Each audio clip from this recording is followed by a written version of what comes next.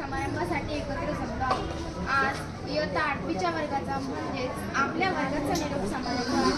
तर त्याबद्दल मी तुम्हाला 2 शब्द सांगणार आहे, ते तुम्ही शांत चित्तेने ऐकून घ्यावे अशी माझी विनंती। निरोप तुमचा घेताना लागे ठेचवली, तुम्ही दिलेले ज्ञान हीच जन्माची शिकवली।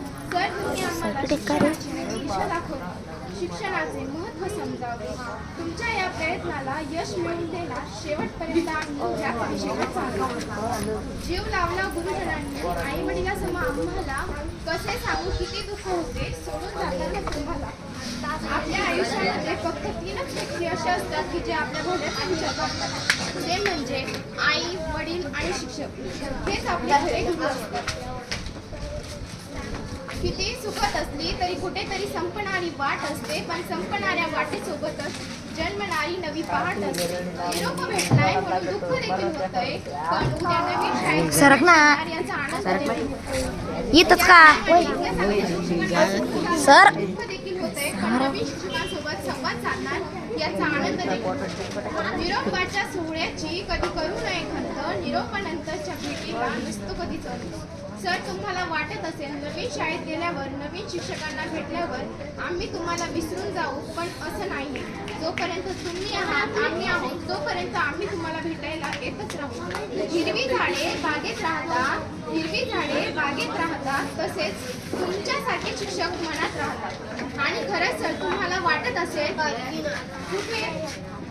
आणि खरंच सर तुम्हाला वाटत असेल आणि खरंच सर तुमच्यासारखे शिक्षक आम्हाला कुठेच भेटू शकत नाही, आणि हा तुमची जागा आमच्या हृदयात नेहमी राहील। ती कधीच आणि कुणीच घेऊ शकत नाही। बोलले असेल काही उलटून, झाल्या असतील काही चुका, विसरून सारे द्या आशीर्वाद, मनात काही ठेवू नका। सर, माझ्याकडून चुका झाल्याच असतील आणि त्या तुम्हालाही माहीतच असतील, पण खरंच सर मी तुम्हाला त्या चुकीच्या मनापासून माफी मागते आणि तुम्हीही मला मनापासून माफ करा। निरोपाच्या हळव्या क्षणी दाटून येतात आठवणी, निरोपाच्या हळव्या क्षणी दाटून येतात आठवणी। हृदय होते पाणी पाणी, मुख होते पाणी, गुलाबजामुन सारखे स्वीट, स्वभाव त्यांचा नीट आहे ते एकदम फिट, प्रत्येक जोक असतो त्यांचा हिट। असे आहे आमचे सर, यांना सोडून जाण्याचं मन होत नाही, पण काय जावं तर लागणारच ना। निरोप देताना आपले मन जवळ, गुरु शिष्याचे नाते नेहमी राहावं। निरोप देताना शिक्षकांना दुःख देखील होतो आणि आनंद देखील होतो। याची आपली लेकरं आपल्याला सोडून जाणार, आणि आनंद याचा की हे नवीन शाळेत जाऊन आपल्या शिक्षकांचं नाव आणि काहीतरी घडवून दाखवतात। गुरु आणि शिष्याच्या या नात्याला असाच गोडवा लागतो।